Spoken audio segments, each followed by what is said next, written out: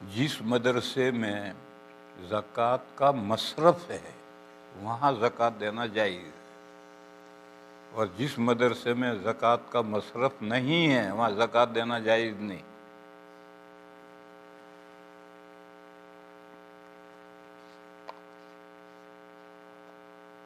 ایک بات،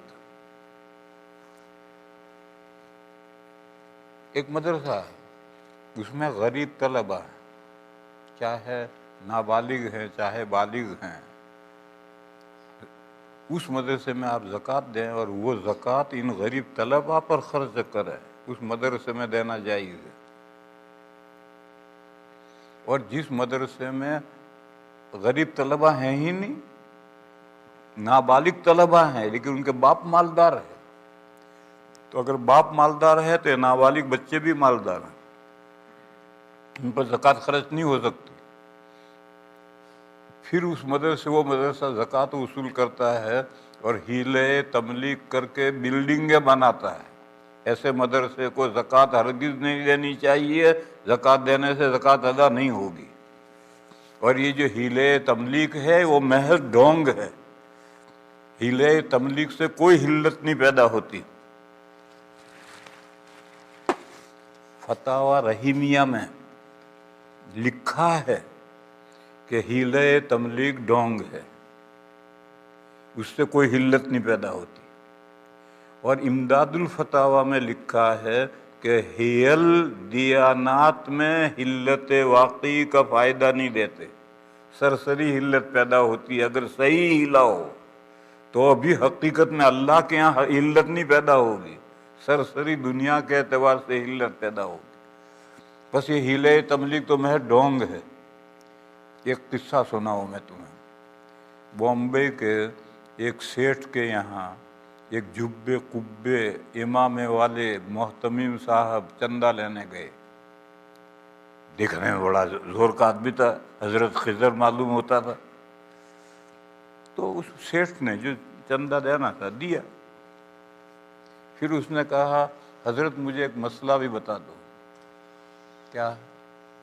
میرے پاس 3 لاکھ روپے انٹرسٹ رکھے ہیں سود کے، یہ رقم مجھے کہاں خرچ کرنی چاہیے؟ تو محتمم صاحب کے منہ میں پانی آ گیا، کہنے لگا ہمیں دے دو۔ تو اس سیٹھ نے کہا یہ تو سود کی رقم ہے، گندی رقم، آپ کیا کریں گے؟ کہنے لگا ہم اس کو پاک کر لیں گے۔ اس نے کہا گندی رقم پاک ہو جائے گی؟ ہاں، کیسے پاک کرو گے؟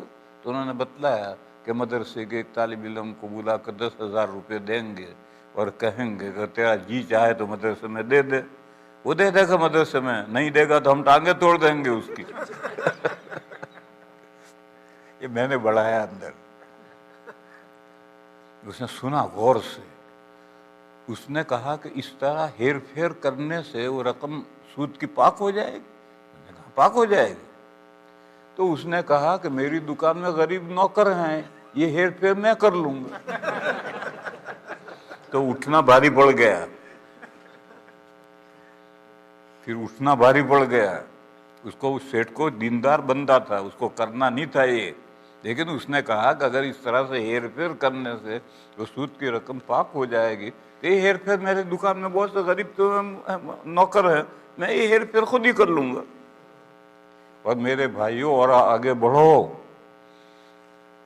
جو ملینر ہیں وہ اپنی زکوٰۃ کیوں دیں گے کسی کو؟ وہی اپنے نوکروں کے ساتھ ہیر پھیر کر کے زکوٰۃ خود ہی رکھ لیں گے۔ اگر محتمم ہیلے تملیغ کر سکتا ہے تو یہ مال والا کیوں ہیلے تملیغ نہیں کر سکتا؟ اس کے لیے جائز ہے تو اس کے لیے کیوں جائز نہیں؟ اس کے ہیلے تملیغ محض ڈھونگ ہے۔ اور ایسے مدرسوں میں جہاں یہ ہوتا ہے وہاں ہرگز زکوٰۃ نہیں دینی چاہیے، زکوٰۃ دو گے زکوٰۃ ادا نہیں ہوگی۔ اور آپ کو معلوم نہیں ہے تو وہ جانے، آپ کو معلوم نہیں اور آپ نے رقم دے دی تو وہ جانے۔